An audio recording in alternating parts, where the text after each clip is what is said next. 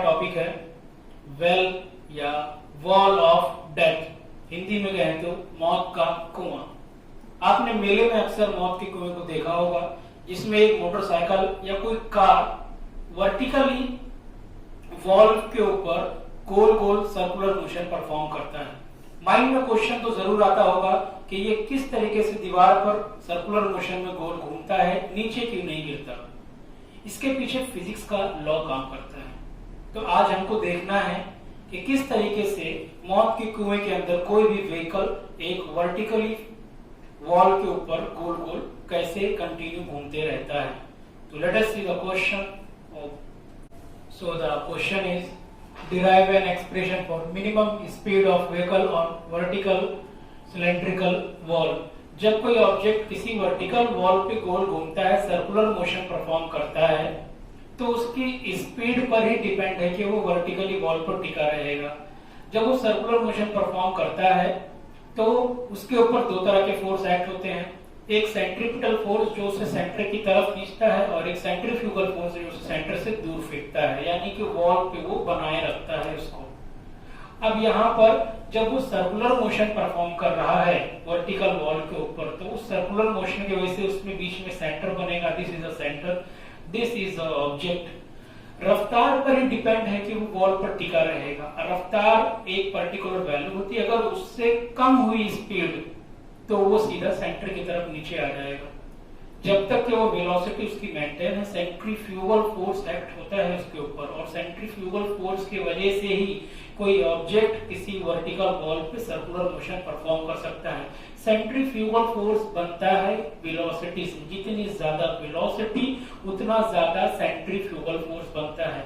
तो वो रफ्तार क्या होनी चाहिए जिससे उसका सेंट्रीफ्यूगल फोर्स बरकरार रहे और वो ऑब्जेक्ट वॉल के ऊपर, वर्टिकल वॉल के ऊपर सर्कुलर मोशन हॉरिजॉन्टली परफॉर्म करता रहे। तो वही स्पीड को हमको आज के डेरिवेशन में डिराइव करना है। मैंने डायग्राम ऑलरेडी बना लिया है जिससे टाइम की बचत होगी। Now this is a vertical wall, this is a particle here, object here performing horizontal circular motion on the wall of the and the performing vertical circular motion on wall। अब उस object के ऊपर कितने तरह के force लगेंगे, कौन कौन सी डायरेक्शन पे लगेगी ये फोर्स, वो हमने देखना है यहाँ पर।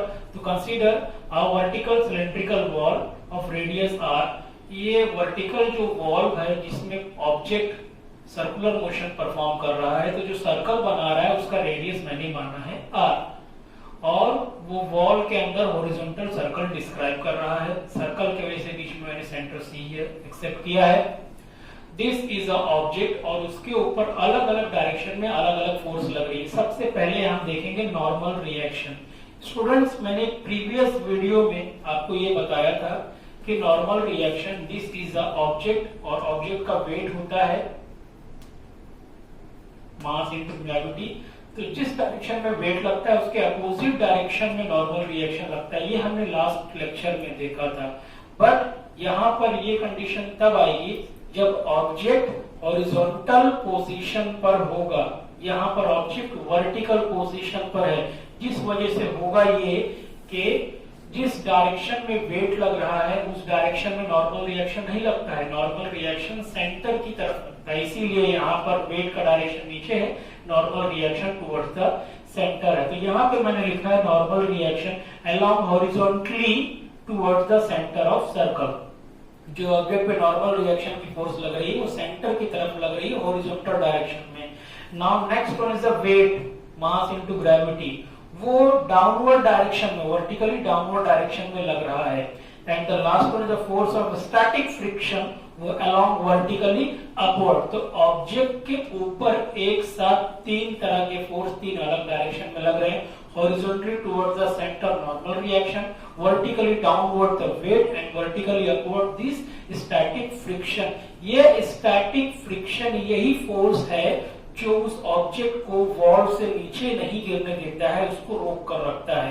तो सारा खेल इसी का है, स्टैटिक फ्रिक्शन का। ये फ्रिक्शन वॉल और उस ऑब्जेक्ट के टायर के बीच में बनता है। जितना ज्यादा फ्रिक्शन होगा उतना ज्यादा वो अपने आप को मेंटेन कर पाएगा। नाउ स्टूडेंट्स लेट अस सी कौन सी फोर्स इसके इक्वल होती है। हम अच्छी तरीके से जान रहे हैं जब कोई ऑब्जेक्ट सर्कुलर मोशन बनाता है तो वो फोर्स जो टुवर्ड्स द सेंटर लगे उसे सेंट्रीपिटल फोर्स कहते हैं। तो यहाँ पे नॉर्मल रिएक्शन भी टुवर्ड्स द सेंटर लग रहा है। इसका मतलब ये है कि जितना सेंट्रीपिटल फोर्स होगा नॉर्मल रिएक्शन भी उतना ही होगा, बिकॉज दोनों के डायरेक्शन सेम है। तो यहाँ पे हम लिख सकते हैं the next point of this question, point number 3, the magnitude of normal reaction is equal to the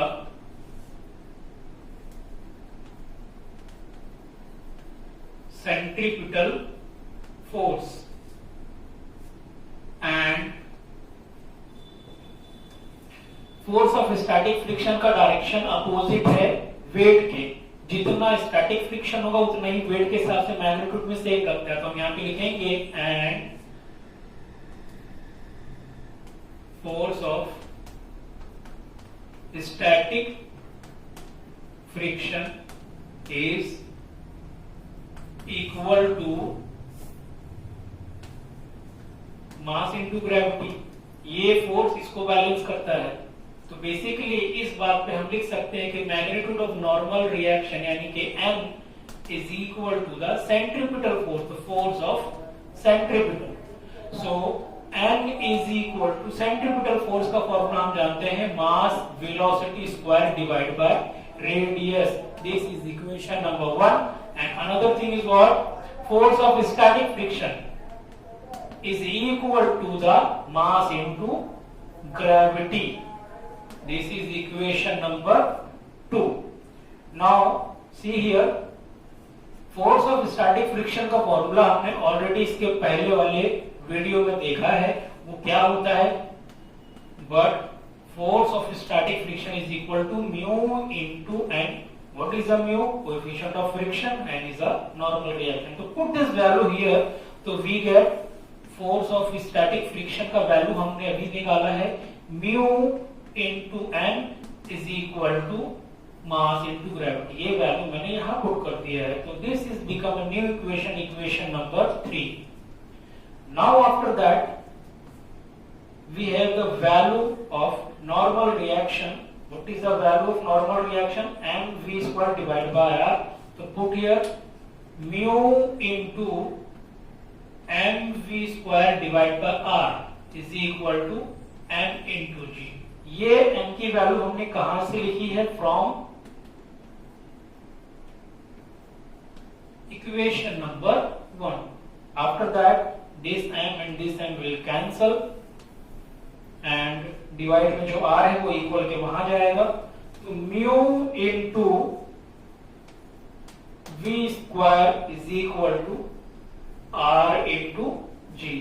अब इस म्यू को वहां v square is equal to r into g, ये म्यू यहाँ डिवाइड में जाएगा एंड जब v के ऊपर से स्क्वायर हटेगा तो यहाँ पे रूट लग जाएगा। तो finally v is equal to under root r g divide by mu. This is the final expression for the minimum velocity ball.